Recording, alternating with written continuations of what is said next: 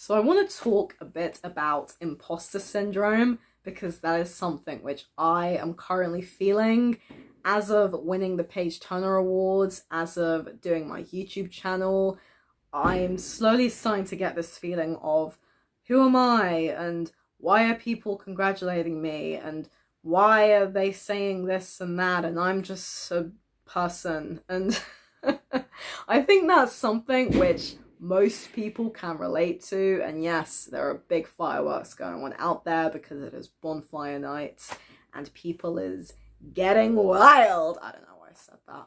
I was actually meant to go somewhere tonight, but I'm going somewhere tomorrow instead because I got videos to edit. And speaking of videos, I did a lovely interview with these two very, very wonderful, intelligent young women who have written articles for this youth magazine named Exposure, which I have also written for.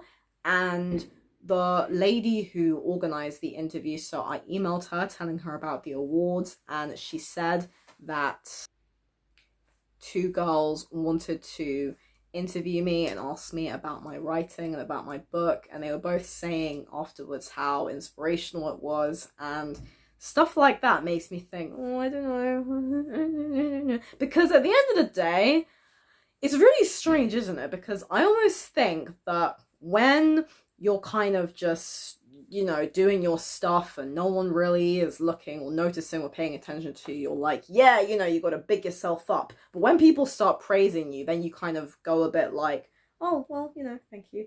I don't know. I feel like I kind of get that. I kind of feel like whenever people are like patting you on the back and saying, good job, there's kind of this whole thing of like, oh, thanks. It's like, thank you. I don't know how to react. I'm just being myself.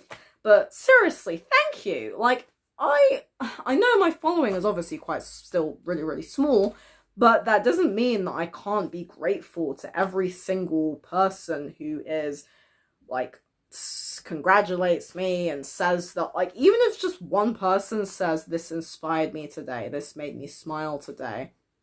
And this is why I really believe that we're all so important and interconnected, because we are, because this is life. Life is everybody. I believe that everything in the universe is connected and happens for a reason.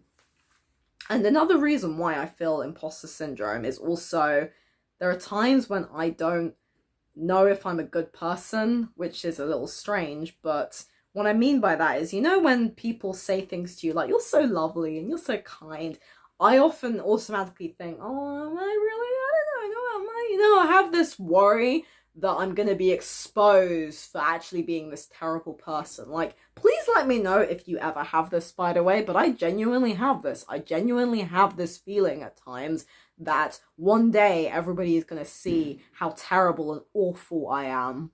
And I honestly think that subconsciously that might have inspired Psycho Girl, because Psycho Girl,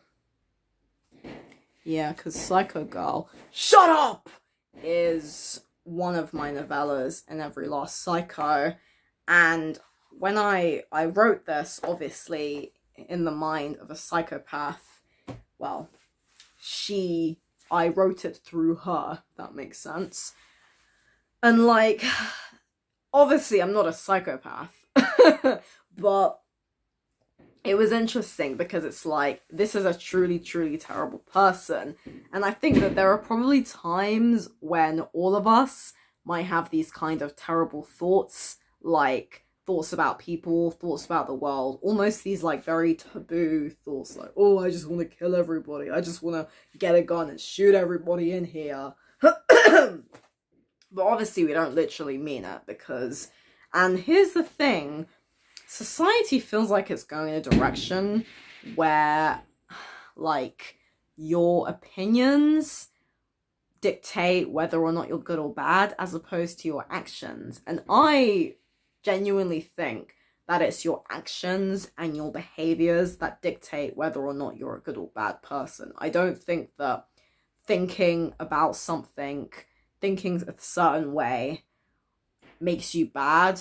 I think if you think to yourself, I hate everybody, but then you just go about your life. But if you suddenly get a gun and you start killing people, you know what I mean? And this is partly why, this is a big reason why I'm working on my next book, Tic-Tac-Toe. And even Tic-Tac-Toe, like, so if you're new to my channel or haven't heard me mention it, Tic-Tac-Toe is a young adult dystopian novel, and it's a satire on woke culture and social justice, extreme social justice warriors, political correctness, all of it. And when I tell people about it, I immediately think, oh my god, they're gonna say you're writing a hate book, which is very, very ironic because that is literally what I'm taking the piss out of. And obviously it's not a hate book, it's actually quite funny, I think. It's meant to kind of be an absurdist. It's meant to be kind of a comedy, really. Dark comedy. Yeah, it's satire. Satire is basically comedy. And I just have this, like, fear at times that, oh, you know, somebody's gonna look at something I did or read and say, oh, she's a bad person.